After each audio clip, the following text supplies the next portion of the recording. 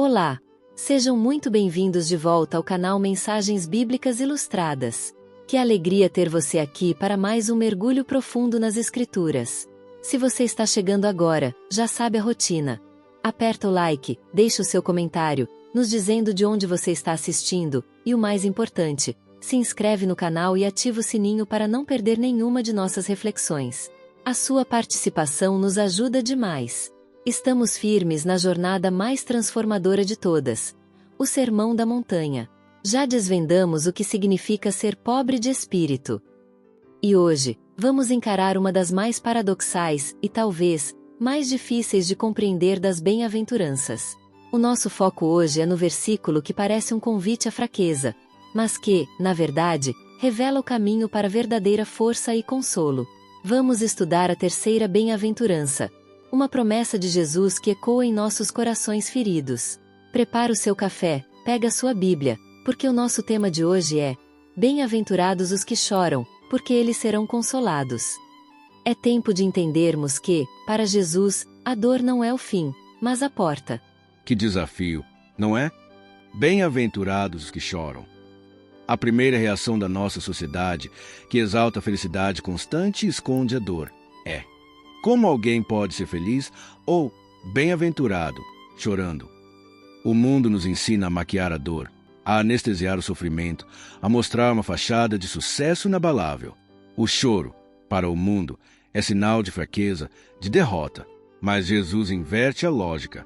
Ele não está elogiando qualquer tipo de choro.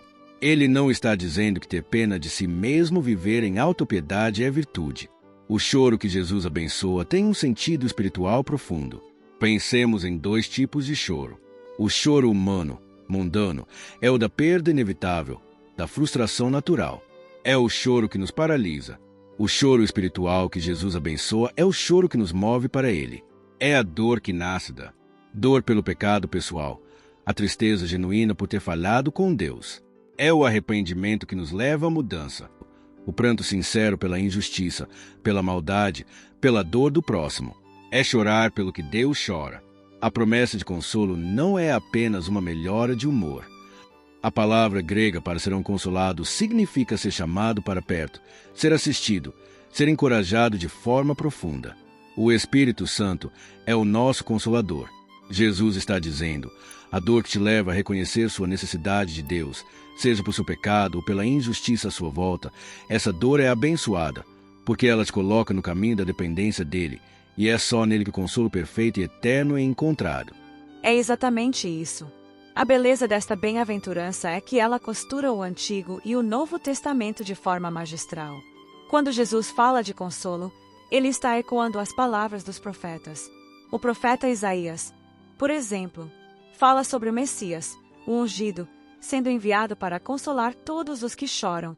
Isaías 61, verso 2. O choro aqui é o da Babilônia, o choro do exílio, o choro da nação que reconheceu seu erro e clama por restauração. Jesus se apresenta como o cumprimento dessa profecia. Vemos essa verdade aplicada de forma prática. Em Davi, o Salmo 51 é um grande exemplo do choro abençoado. Davi não esconde sua dor pelo pecado com Batseba. Ele derrama sua alma, dizendo: os sacrifícios para Deus são o espírito quebrantado, a um coração quebrantado e contrito. Ó Deus, não desprezarás. Salmo 51, verso 17. O choro de arrependimento é o sacrifício que Deus aceita. Em contraste com os fariseus, Jesus confrontava os religiosos que oravam nas praças e mostravam uma justiça exterior perfeita. Eles não choravam por nada, pois se achavam justos. O choro deles era a falsa humildade, teatral. Jesus, por outro lado, elogiou a mulher pecadora que chorou e lavou os pés dele com suas lágrimas. Lucas 7, versos 38 e 44. O choro dela era genuíno. A verdadeira virtude aqui não é a tristeza em si, mas o reconhecimento honesto de uma condição que precisa de intervenção divina. É a entrega da nossa fragilidade. Se não choramos pelo nosso pecado, achamos que não precisamos de Salvador. Se não choramos pelas dores do mundo, achamos que não precisamos do reino de Deus. A mensagem é clara. O consolo do reino de Deus só pode preencher os espaços que o choro da nossa alma abriu. E agora, a pergunta de milhões: Como a gente vive isso de segunda a sábado? Como é esse choro na prática? Perfeita a sua colocação. A vida não é um feed de rede social onde tudo é filtro e felicidade. A vida real tem perdas, tem desilusões, tem erros. Viver essa bem-aventurança na prática significa dar permissão a si mesmo para sentir a dor de forma santa e direcionada. Nos relacionamentos, se você está em um conflito familiar ou conjugal, e o seu choro é por reconhecer a sua parte na ofensa, por doer-se por ter ferido o outro, esse é o choro que leva à reconciliação e ao consolo. É o oposto de chorar porque foi pego no erro. No trabalho ou carreira, quando nos deparamos com a injustiça no ambiente de trabalho, a fofoca, a desonestidade, o abuso de poder, o choro aqui se manifesta como indignação santa. É a dor que nos move a sermos a luz de Deus ali, a denunciar a injustiça ou a agir com retidão, mesmo que custe caro. Essa bem-aventurança é a permissão de Jesus para sermos humanos e honestos sobre nossa condição. Não precisamos ser super-heróis espirituais. Jesus disse: "Vinde a mim, todos os que estáis cansados e oprimidos, e eu vos aliviarei." Mateus 11, verso 28. O choro abençoado é o nosso ir a Jesus.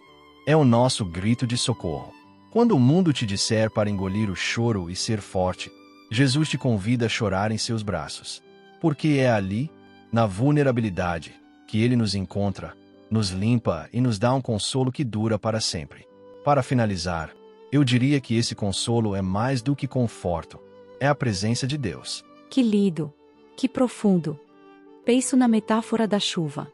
Ninguém gosta de dias chuvosos, mas a chuva é essencial para a vida. A Bíblia fala do choro como um ato de semear. O Salmo 126, versículo 5, diz: "Os que semeiam em lágrimas, com júbilo ceifarão."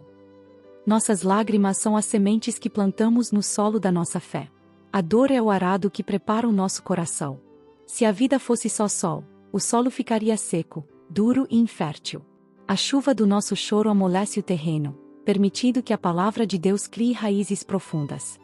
Lembro-me de Maria Madalena, no jardim, no domingo de Páscoa. Ela estava chorando a perda do seu mestre. O coração dela estava despedaçado. E foi justamente no meio do seu choro, de sua fragilidade exposta, que Jesus se revelou a ela, perguntando: "Mulher, por que choras?" João 20, verso 15. O milagre não aconteceu antes do choro. O milagre interrompeu o choro.